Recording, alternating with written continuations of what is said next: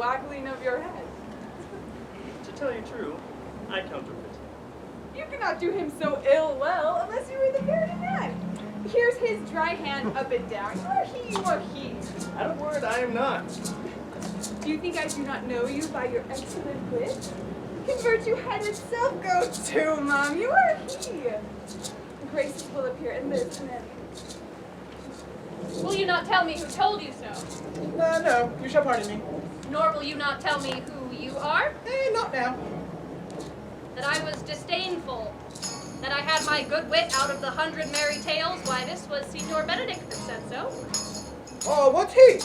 I am sure you know him well enough. Oh, I pray you, what is he? Why, he is the prince's jester, a very dull fool.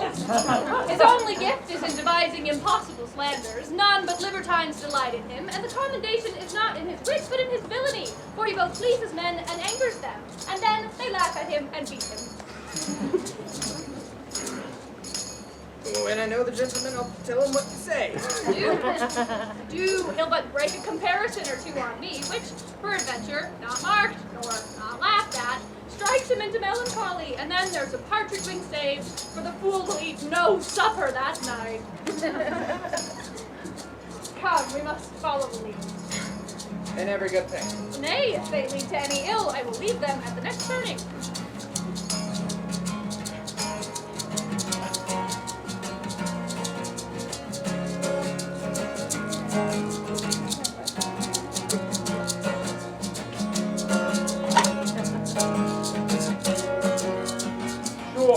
My brother is enamored of me. Yet, leading the way, Leonato, the ladies follow her, and one buys her remains. That is Claudio. I know him by his bearing. Signor, art thou not, Signor Benedick? Yes, you know me well. I am he. I am Benedick. Sir, you are very near my brother in his love. Yeah. He is enamored on Hero. I pray thee, dissuade him from her. She is no equal for his birth. You may do the part of an honest man in this. How knows you that he loves her? I heard him swear his affection. So did I too. And he swore he would marry her tonight. Come, let us banquet.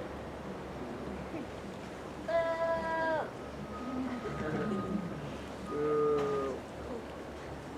thus, answer I in the name of Benedick. But hear these ill news with the ears of Claudio. 'Tis certain so. The prince woos for himself. Friendship is constant in all other things, save it were the office and affairs of love. Therefore all hearts in love use their own tongue. Let every eye negotiate for itself, and trust no agent, for beauty is a witch, for against whose charmed faith melted into blood. This is an accident of hourly proof which I mistrusted not. Therefore, farewell, young hero.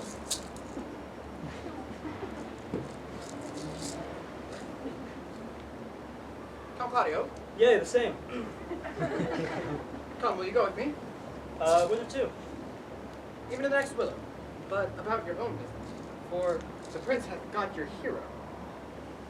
I wish him joy of her. Why, that's spoken like an honest drovier.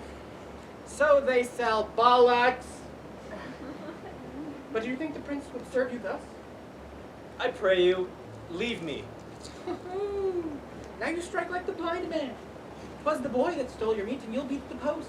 If it will not be, I will leave you.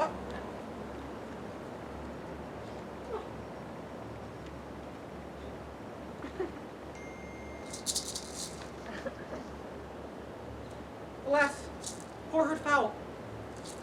Now he'll creep into sedges.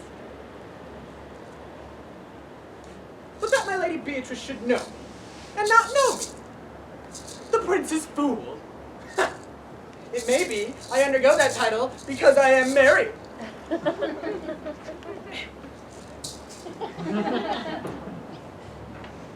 Nay, but I am apt to do myself wrong. I am not so reputed. It is the base, though bitter, disposition of Beatrice that so puts the world into her frame, and thus gives me out. Well, I'll be revenged as I may. Now, Signor, where's the Count? Have you seen him?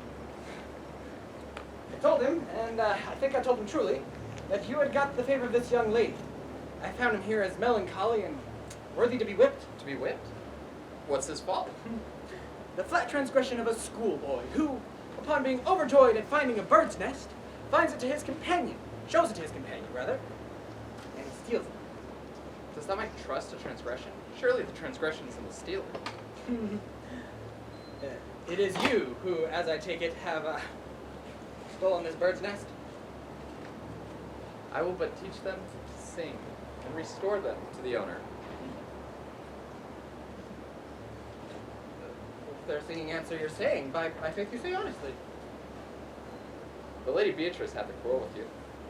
The gentleman who danced with her hath told her that she is much wronged by you. She misused me, past the endurance of a block. She said, not knowing I was myself, that I was the prince's fool. She speaks poniards, and every word stabs. If her breath were as terrible as her terminations, there were no living near her. She would infect the North Star. I would not marry her, though she were endowed with all that Adam possessed before he transgressed. Well, look, here she comes. No. Will your grace commend me any service to the world's end? Is there any errand that thou canst devise to the Antipodes?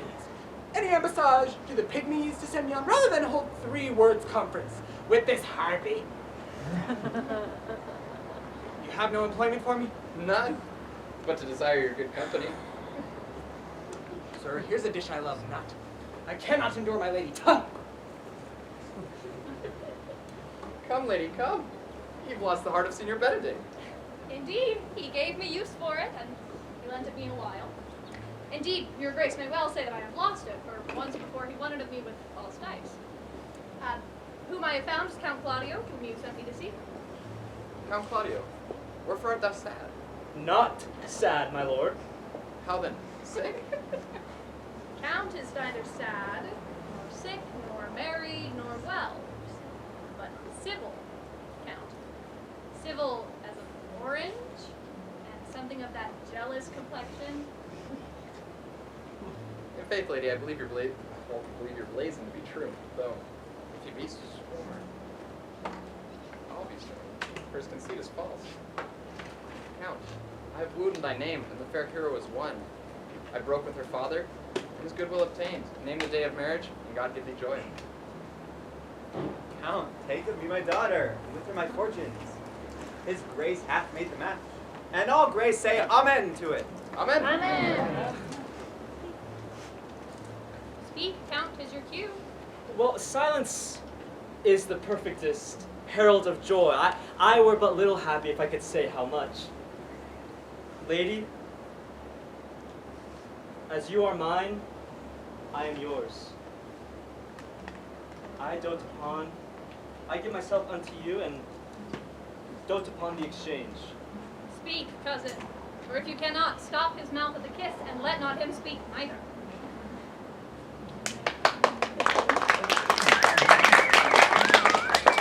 Faith, lady, to be married best becomes you. Thou hast a merry heart. Yea, my lord, I thank it. Poor fool, it keeps on the windy side of care. My cousin tells him in his ear that he is in her heart. And so she doth, my cousin. Thus goes everyone to the world but I, who may sit in a corner and cry, hi-ho for a husband. Lady Hi-ho. Beatrice, I will get you one. I would rather have one of your father's getting. Hath your grace ne'er a brother like you? Lady, will you have me? No. Unless I might have another for working days. Your grace is too costly to wear every day. But I beseech your grace, pardon me. I was born to speak all mirth and no matter. To be merry best becomes you. For out of question, you were born in a merry hour. No, sure, my lord, my mother cried, but then there was a star danced, and under that was I born. Cousins, God give you joy. By my troth, a pleasant-spirited lady. Lord, there is little of the melancholy element in her. She is never sad but when she sleeps, and not ever sad then, for I hear my daughter say that she often dreams of unhappiness and wakes herself with laughter. And yet, she cannot endure hear tell of a husband. But by no means. She mocks all of her wooers out of suit. That she were an excellent wife for Benedick. Then, my lord, if they were married but a week, they would talk themselves mad. It's true. Count Claudio, when mean you to go to church? Tomorrow, my lord. Time goes on crutches till love have all his rights. Not till Monday, my dear son, which is a hence just 7 night. A time too brief, too, for all things answer my mind. I warrant thee, Claudio, the time will not go dully by us. I will in the interim undertake one of Hercules' labors, which is to bring the senior Benedick and the lady Beatrice into a mountain of affection one to another. I would fain have it a match, and doubt not but to fashion it, if you three will but minister such assistance as I shall give thee direction. My lord, I am for you. Though it cost me 10 nights' watchings. As am I, my lord. And you too, gentle hero? I will do any modest office, my lord, to help my cousin to a good husband. If we can do this, Cupid is no longer an archer. His glory be ours. For we are the only love gods. Love gods assemble on 3. 1, 2, 3. Love gods assemble! Come in with me.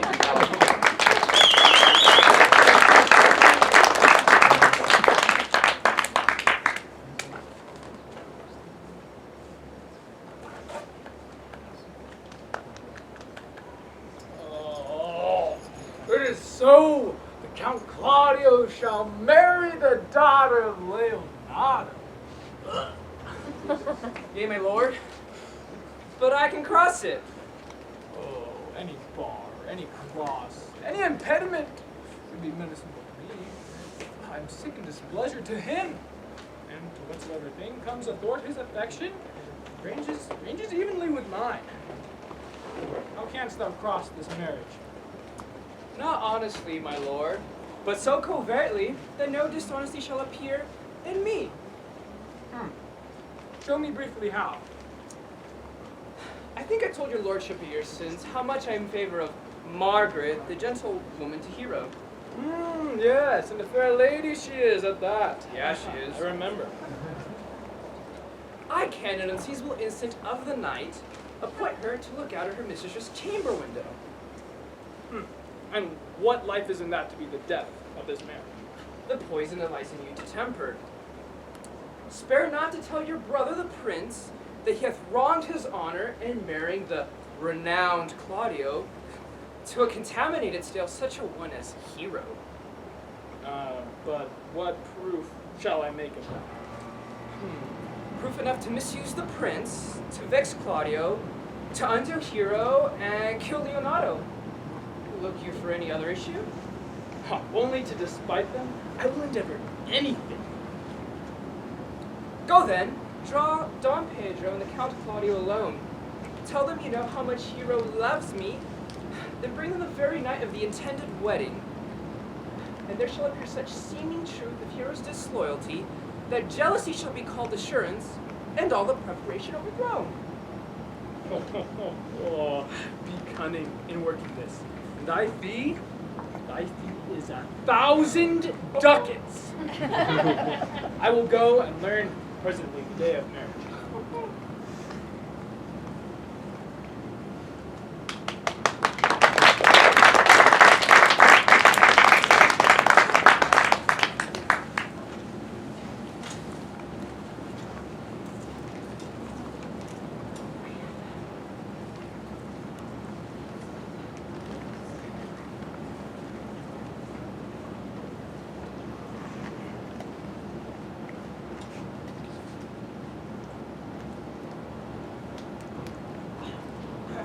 Boy! In my chamber window lies a book. Bring it hither to me in the order. I am ready, sir. know that, I would have the heads and here again.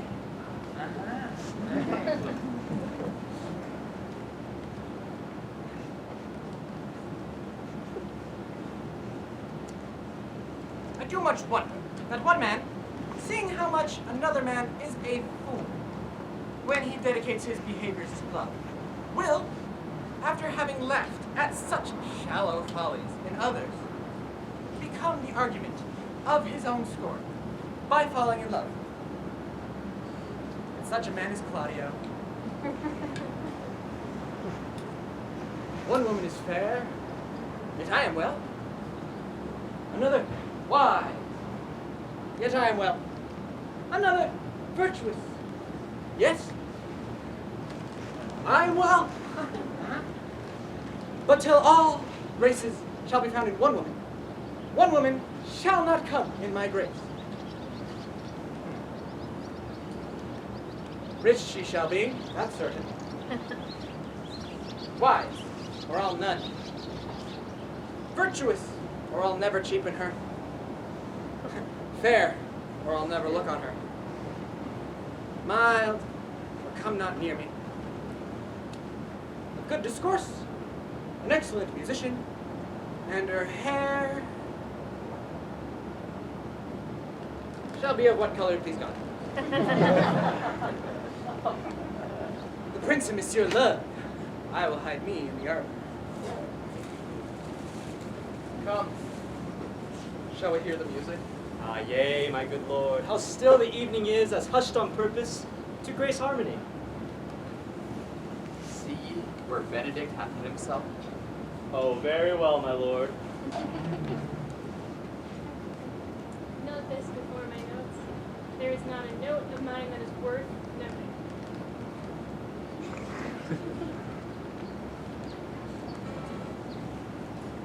That's easy.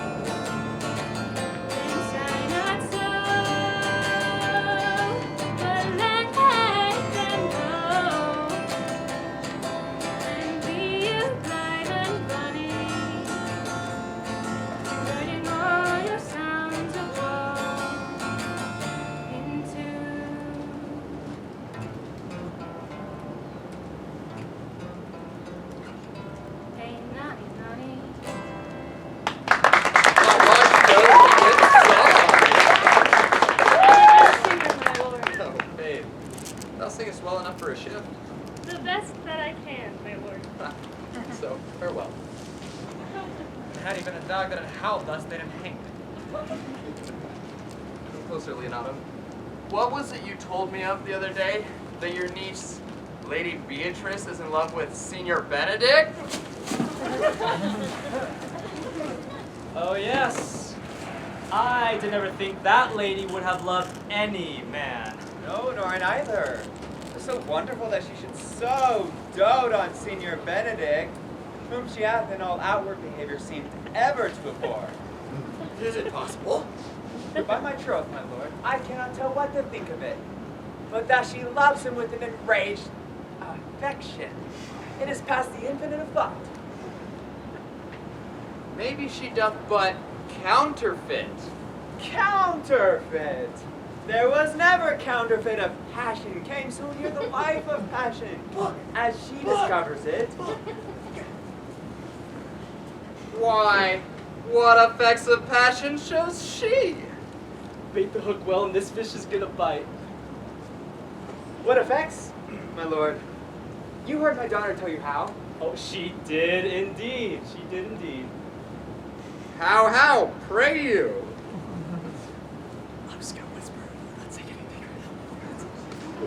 anything. You amaze me! Right? I would have thought her spirit had been invincible against all assaults of affection. I would have sworn so, my lord, especially against Benedick.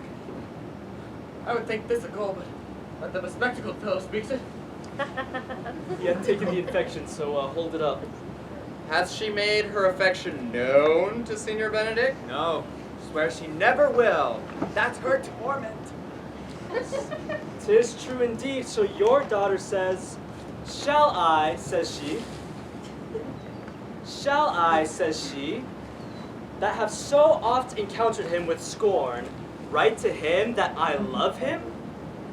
This says she now when she's beginning to write to him.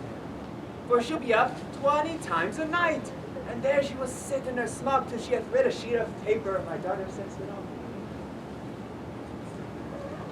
No, fuck. Then she tears the letter into 1,000 halfpence and rails at herself that she should be so immodest to write to one she knew would flout her. I measured him, says she, by my own spirit, for I should flout him if he with me. Yea, though I love him, I should. Yes, and then down upon her knees she falls. She weeps and sobs and beats her heart, tears her hair apart, prays and curses. Oh, sweet, sweet Benedick, heaven give me patience. She doth indeed. My daughter says so. She had, it's true, the ecstasy overbears her so much that my daughter sometimes is afeared that she'll do a desperate outrage to herself. It is true. It were good that Senior Benedick knew of it by some other, if she will not discover it. Yeah, but to what end? He would make but a sport of it, and then torment the poor lady worse. And if he should, it were alms to hang him, for she is an excellent, sweet lady, And and out of all suspicion. Yes, and she is exceeding wise. True. In everything. Except loving Benedick. I am sorry for her. I have a just cause being her uncle and her guardian. I would that she had bestowed this dotage upon me. I would have daffed all other respects and made her half myself. Well, pray you, tell Senior Benedick of it and see what he'll say. Were they good, think you? Well, Hero says, surely she will die. For she says she will die if you love her not. And she will die ere she make her love known.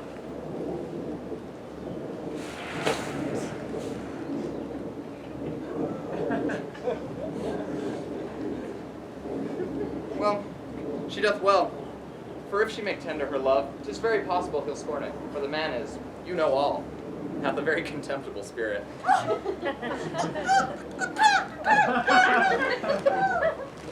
Well, he is a very proper bird, or excuse me, proper man. He doth indeed show a good outward happiness. Yeah, and in my mind, he's very wise. He shows some sparks that are like wit. And I would say in my mind, he's very, very valiant. As Hercules, I assure you. Sure. Well, I'm sorry for your niece. Let us tell Senior Benedick of her love. Oh, no. Never tell him, my lord. Let her wear it out with good counsel. Nay, that's impossible. She may wear her heart out first. Well, we'll hear further of it by your daughter. Let it cool the while, and, you know, I love Senior Benedict well, and would wish that he could honestly examine himself, how unworthy he is so good a lady. My lord, will you walk? Dinner is ready. If he do not dote on her upon this, I will never trust my expectation. And let the same net be spread for her. But that is something your daughter and her gentleman will have to carry. Let's send her to call him into dinner.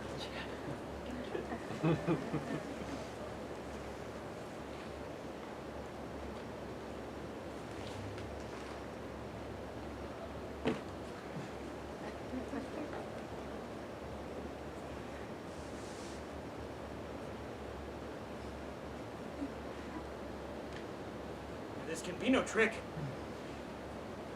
They have the truth of it from Hero.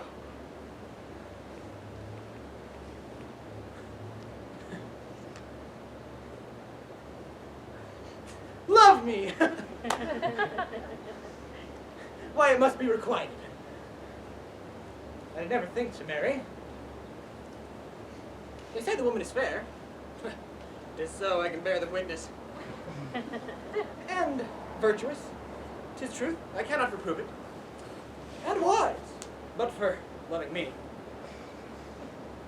By my troth, it is no great addition to her wit, nor no great mark to her fall. For I will be horribly in love with her.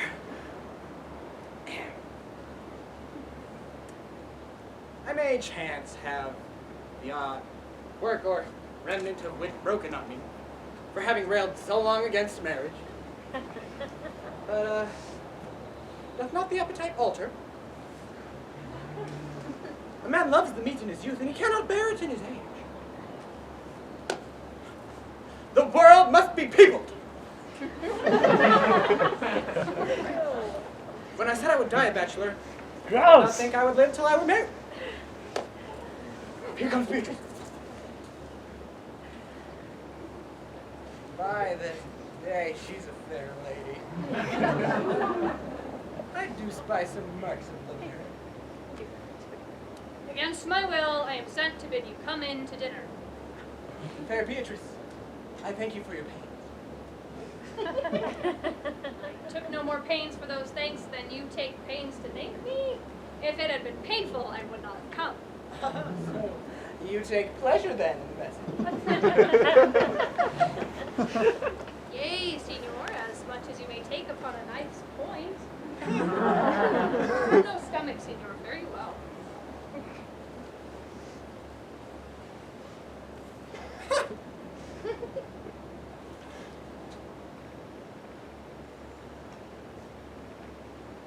Against my will, I am sent to bid you come in to dinner.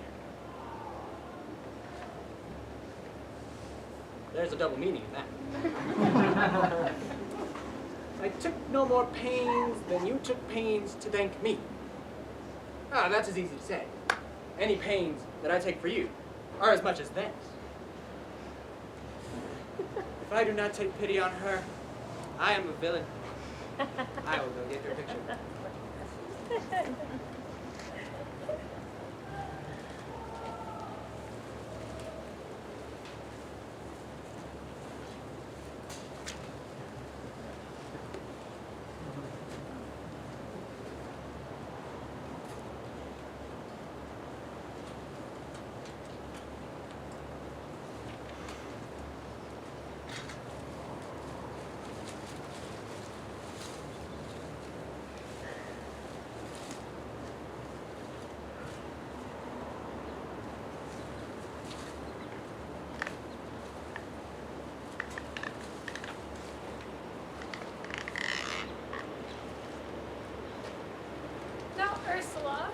When Beatrice doth come, as we do trace this alley up and down, our talk must only be of Benedick. When I do name him, let it be thy part to praise him more than man did ever merit. My talk shall be of how Benedick is sick in love with Beatrice. Now, begin, for look, where Beatrice like a lapwing runs close by the ground to hear our conference. The pleasantest angling is to see the fish cut with their golden oars the silver stream and greedily devoured the treacherous fish. So we angle for Beatrice, who even now is crouched under the woodbine coverture. Fear you not my part of the dialogue. Then go we near her, that your ears miss nothing of the sweet false bait we laid for them. No, truly, Ursula, she is too disdainful. Her spirits are as wild and coy as the haggards of the rock. But is it true that Benedict loves Beatrice so entirely? So saith the prince, and my betrothed lord. And did they bid you tell her of it? They did entreat me to acquaint her of it, but I persuaded them that if they love Benedict, to wish him wrestle with his affection, and never let Beatrice know of it. Why did you so? I know he doth deserve as much as may be yielded to a man, but nature's never framed a heart of prouder stuff than Beatrice's. Disdain and scorn right sparkling in her eyes, misprizing all they look on. And her wit values itself so highly that to her all matter else seems weak. She cannot love, nor take shape, nor project of affection. She is so self-endeared. It is so. And therefore certainly it were not good she knew his love, lest she make sport at it. What? You speak the truth. I never yet saw a man how wise, how noble, how rarely featured, but she would spell him backwards. Such carping is not commendable. No, not so odd and out of all fashions as Beatrice's, cannot be commended. But who should tell her? If I should speak, she would mock me entire. Oh, she would laugh me out of myself. No, therefore let Benedict, like a covered fire, consume away in sighs and waste inwardly. Yet tell him of it, hear what she will say. No, rather I will go to Benedict and counsel him to fight against his passion. And I'll devise some honest slanders for my cousin. One never knows how much an ill word may empoison liking. Oh, do not your cousin such a wrong. She cannot be so much without true judgment, having so swift and excellent a wit as she is prized to have, as to refuse so rare a gentleman as Signor Benedict. He is the only man of Italy, always excepting my dear Claudio. I pray you be not angry with me, madame. Speaking my fancy, Signor Benedict, for shape, bearing, argument, and valor, goes foremost in report throughout Italy. Good afternoon. Indeed, he has an excellent, good name. His excellence did earn it ere he had it. When are you married, madame? But every day tomorrow. Come, go in. I'll show thee some attires and have thy counsel, which is best to furnish me tomorrow. She is limed, I warrant you. We have caught her. If so, then loving goes by halves. Some Cupid kills with arrows, and some with a trap.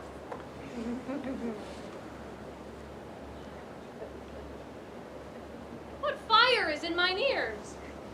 Stand I condemned for pride and scorn so much? Contempt? Farewell. Maiden pride, adieu. No glory lives behind the back of such.